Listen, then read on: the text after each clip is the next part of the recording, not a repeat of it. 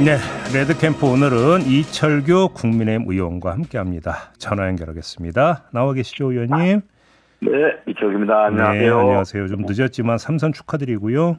아이고, 네네. 네, 자 국민의힘의 지도부 구성이 완료가 됐습니다. 어떻게 최적의 조합이라고 평가하십니까? 최적이라는 게 어떻게 존재하겠습니까? 네, 그렇지만은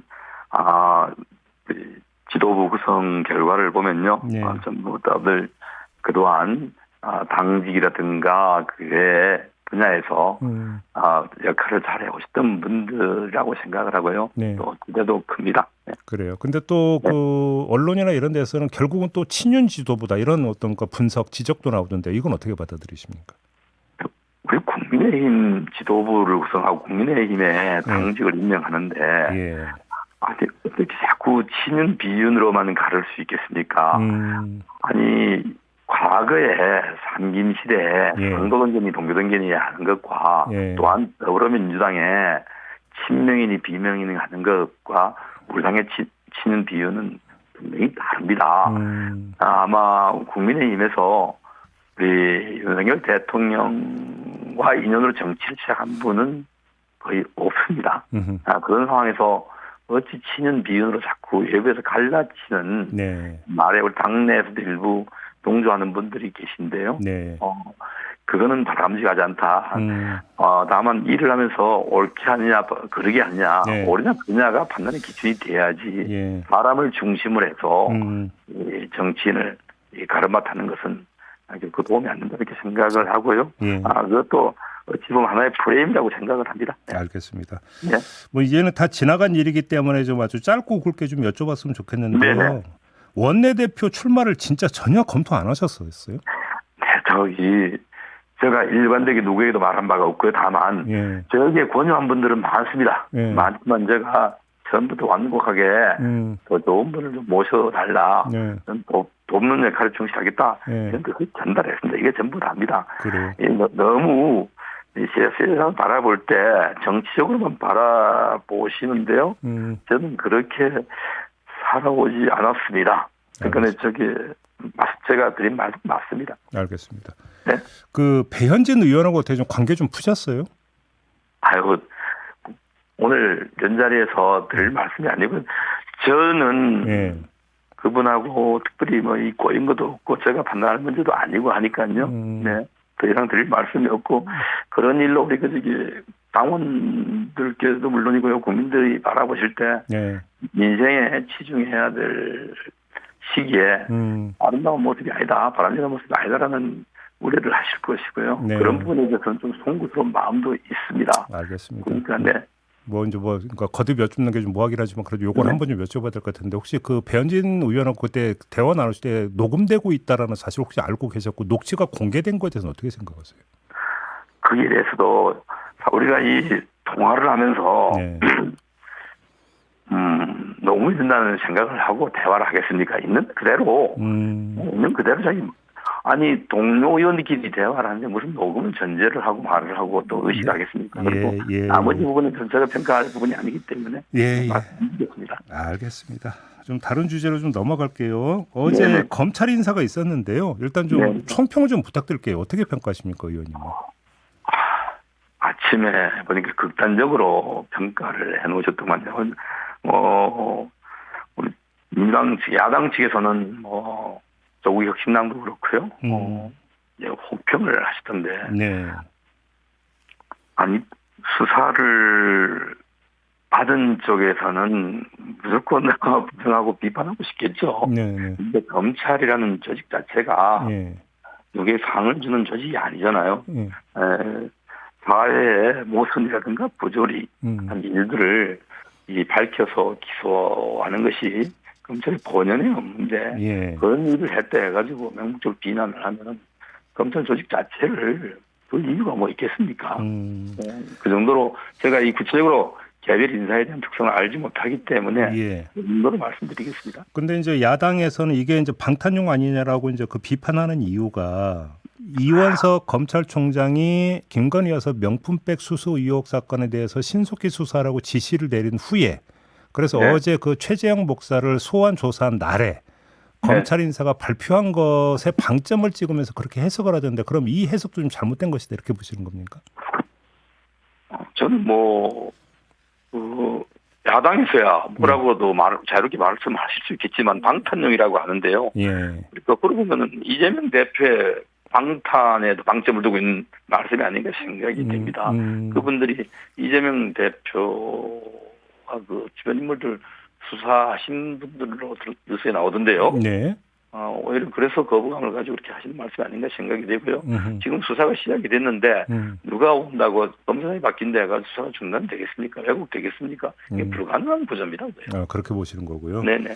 자, 그럼 검찰 인사, 검찰 수사는 떠나서 지금 야당에서는 22대 국회가 개원하면 또 김건희 특검법을 발의한다고 하니까 좀 질문 드리겠는데요.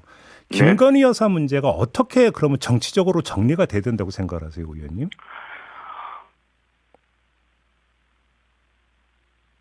그건 법치유감이다. 네. 여론의 이 머리로 이렇게 특정 개인에 대해서 이 공세를 하고 올가매시려 가는 것은 네. 이건 바람직하지 않다고 저는 명확히 생각을 합니다. 특히 김건희 여사 두 가지 문제가 있잖아요. 네. 하나가 이 주가 조작에 연루됐다. 도이치모터스 의혹인데요. 예. 의심인데 이게 하루 이틀 전의 일이 아니고요. MB 정부 때 일입니다. 네. 이후에 여러 차례 이 부분에 대해서 수사기관에 내사 어떤 수사가 있던 걸로 알고 있습니다. 특히 박근혜 정권 때 윤석열 대통령께서는 정권 초기에 사실 정권의 반기와 비슷한 이런 모습을 보이셨잖아요. 네. 당시 국정원 댓글 사건을 그런 권력의 이런 외압이라고까지 저는 표현하지 않겠습니다만은 이 눈치를 보지 않고 네. 수사를 함으로써 그 주변에 대한 여러 가지 어떤 압박이 있었음에도 불구하고 문제가 되지 않았습니다. 또한 지난 정부 때 2년 가까이 문재인 정권에서도 마찬가지로 문 정부의 이 권력자들에 대한 수사가 들어가자 우리 윤석열 당시 검찰총장과 그 가족에 대한 이 엄청난 수사가 이루어졌습니다. 예. 그런데 1년 9개월인가 7개월 동안 2년 가까이 그렇게 많은 검사들을 총동원해서 수사를 했음에도 기소조차 못한 사건입니다. 또 그다음에 거기에 관련됐던 한 수많은 사람들이 있죠. 수많은 사람들 중에 그 한 분만 아마 이 중요한 사람이 기소가 됐는데 그분도 아마 1심에서 무죄를 받았다고 제가 이 보도에서 본 것 같은데요. 예. 이렇듯 없는 실체가 없는 사건. 그러니까 범죄가 되지 않은 사건을 가지고 무조건 정치적으로 반대쪽에 있는 대통령의 배우자니까 무조건 수사가 처벌해라. 이것은 지나치죠. 그럼 그 당시에 수십 명의 검사들이 붙어서 2년 가까이 수사한 것은 봐주기 수사였습니까? 네. 그거 아니잖아요. 또한 이번에 최재형 목사라고 하는 그분 사건도 그렇습니다. 그게 방송의 카메라에 전부 담겨 있습니다. 그분이 한 말, 그분의 주장에 의해서도 수사를 해가지고 처벌가치가 있는 사건이 아니다. 근거도 없다. 그럼에도 불구하고 근데 조사를 하라고 하니까 지금 조사가 진행되고 있으니까 지켜보는 것이 저는 바람직하지 않나 생각이 되고요. 그 불법이 있으면 책임을 져야죠. 네. 그러니까요. 바로 이제 그 의원님께서 이제 법치를 강조하셨으니까 야당에서도 하는 얘기가 그래서 지금 이제 수사가 되고 있는데 검찰 인사를 해서 수사에 어떤 뭔가 다른 요인이 그 작동하는 것이 좀 문제가 있는 거 아니냐 이런 문제의식 아닐까요? 야당의 비판은? 근데 그건 수사 여기 인사도 못하고 수사 검사가 바뀐 것도 아니고 지금 수사가 제대로 신속히 가고 있지 않습니까? 네네. 근데 이 사건 자체도 그래요. 그분이 최재형 목사라는 분의 주장에 의해도 일방적 그분들이 무슨 대통령의 우리 이 배우자를 갖다가 도와주려고 하는 분들이 아니잖아요. 그분들은 어떻게 하든 문제를 제기해서 비판받게 하고 책임지게 하려고 하는 그분들의 목소리를 다 종합해도 범죄가 될 만한 게 없지 않습니까? 알겠습니다. 네. 전당대회 얘기를 좀 넘어갈게요. 네네. 어제 저희가 이제 성일종 사무총장하고 인터뷰를 했는데 7월 중에 아마 열릴 것 같다. 실무적으로 봤을 때 이 말씀을 하던데. 네. 근데 그 시기 말고 전당대회 룰이 있지 않습니까?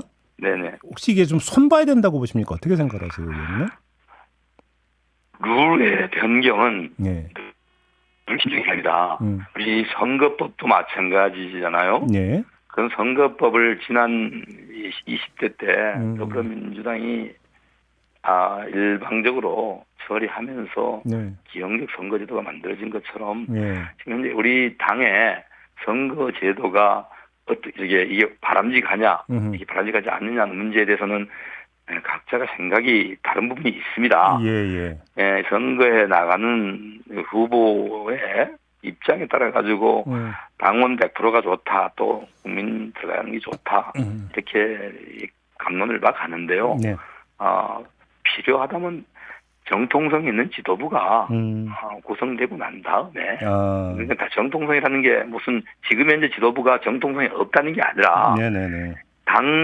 당원들 그러니까 당원의 총회에서 이 뜻에 따라서 선출된 지도부가 네. 당원의 뜻을 물어서 조금 보완할 필요가 있다면 그때 하는 것이 옳다. 이것이 옳고 저것이 그르다는 말씀이 아닙니다. 알겠습니다. 아무튼 그러면 요번에는 네. 반영비율을 손보는 게 그렇게 바람직하지 않다 이런 지적이신 것 같고. 선거를 앞두고 예. 게임을 앞두고 게임의 룰을 바꾸는 것은 어떻게든 오해를 받을 수 있는 부분이죠. 그럼 또 하나 당권 대권 분리 규정이 있지 않습니까? 네, 이것도 그거 역시도 2006년도에 만들어진 규정 아닙니까? 20년 가까이 운영을 해온 우리 당의 네. 그 대선 후보 선출할 때 기준이었습니다. 네. 근데 지금 이 시기에 왜 그런 주장이 대두되는지 이거 자체도 예. 꼭 이 곱게만 보여지겠습니까? 그러니까 조금 전에 말씀드린 것처럼 새로운 지도부가 네. 전반적으로 시대에 맞지 않는 부분은 고치는 게 맞죠. 그런데 지금 선거를 앞두고 그런 주장이 나오는 것은 조금 바람직하지 않다라는 말씀을 드리는 겁니다. 알겠습니다. 국민의힘 안팎에서 요즘 이제 최고의 관심사는 한동훈 전 위원장이 전대에 출마하느냐 마느냐 바로 이 문제일 것 같은데 의원님은 어떤 견해세요? 저는 이건 말씀드렸습니다만 공직에 나가든 네. 또한 당직에 출마를 하든 그것은 오롯이 당사자 본인의 이런 선택에 달려 있는 겁니다. 이걸 특히나 전당대 출마하고자 하는 경쟁자적 위치에 있는 분들 쪽에서 누구는 나가라 말아라 이렇게 주장하고 요구하는 것은 바람직하게는 보이지 않습니다. 본인이 판단할 문제지 왜 제3자가 나가지 말으라고 압박을 하고 또 그렇게 해야만 됩니까? 예. 근데 요 문제에서 결국은 걸리는 게 총선 패배의 책임을 어떻게 질 것인가의 문제하고 연결이 돼 있기 때문 아니겠습니까? 총선 패배의 책임을 묻는 것은 당원들이 이래야 됩니다. 당원들이. 예. 만약에 본다면 총선에 책임이 있다고 생각하면 당원들이 투표로서 책임을 묻는 것이지. 네. 그걸 왜 경쟁하고자 하는 쪽에서 그런 주장을 해야만 됩니까? 그거는 조금 어떡하기가 좀 뭐합니다. 그러면 지금 그 백서 TF 단장을 맡은 조정은 의원 있지 않습니까? 네. 이분이 이제 저희하고 인터뷰에서 가급적이면 전당대회 전에 백서 발간을 하는 게 좋다라는 취지의 발언을 하신 바가 있어요. 근데 네. 백서 내용에 사실은 총선 패배의 원인이 사실은 기술이 돼야 되는 거 아니겠습니까? 그러면 이 문제와 지금 의원님이 말씀하셨던 당원의 판단에 맡겨야 된다는 약간 배치되는 것 같은데 이 점은 어떻게 정리할 수 있을까요? 그렇게 배치된다고 생각이 되시나요? 네. 당원들께 정확한 정보를 제공해 드리는 것이 제가 드린 말씀하고 배치되는 부분은 아니라고 생각이 듭니다. 그렇다. 별개의 말씀 아닙니까?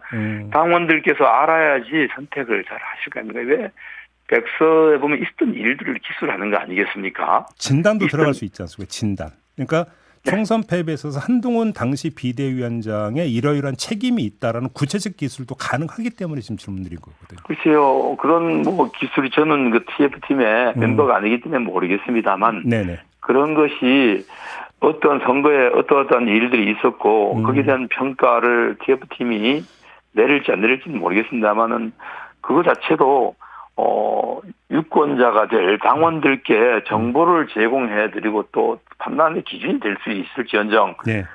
그러니까 당신 나오지 말아라. 이렇게 누가 주장할 수 있겠습니까? 알겠습니다. 그걸 반대하는 거죠. 저는. 알겠습니다. 마지막으로 지금 더불어민주당 헌법개정 특위위원장을 맡고 있는 윤호중 의원이 어제 22대 국회 첫 과제로 대통령 권한남용 제한과 무당적화를 위한 원포인트 개헌을 제안을 했는데요. 이 점은 어떻게 평가하십니까? 저는 일고의 가치도 없다. 이렇게 그냥 한마디로 정리하겠습니다. 아니 본인들이 이렇게 이 192석이나 되는 범친야 의석을 가지고도 또한 또 권력을 더 남용하고 싶어서 이런 개헌론까지 들고 나오는 거라고 저는 가치 없는 일이라고 평가하고 있습니다. 대통령 당적을 무당적화하라. 이게 무슨 말씀입니까? 정당 정치를 우리는 근본으로 삼고 있는 정당 정치를 부정하는 이런 적이 이 발언이라고 생각을 하고요. 특히나 더불어민주당이 국회의장을 선출하면서도 형식적 이 요건만이라도 지금 우리 국회의장의 당적을 이탈하게 돼 있죠. 이탈하는 부분, 이 부분을 이게 의미 없는 거라고 그럴 필요가 없다고 주장하는 더불어민주당의 이 책임 있는 위치에 있는 분이 이렇게 말씀하시니까 더더욱 알겠습니다. 이것은 국민들이 납득하기 어려운 이런 주장이다 이렇게 말씀드리고 싶습니다. 알겠습니다. 자, 의원님 말씀 여기까지 들어야 될 것 같네요. 고맙습니다, 의원님. 좋은 하루 되세요. 이철규 국민의힘 의원과 함께했습니다.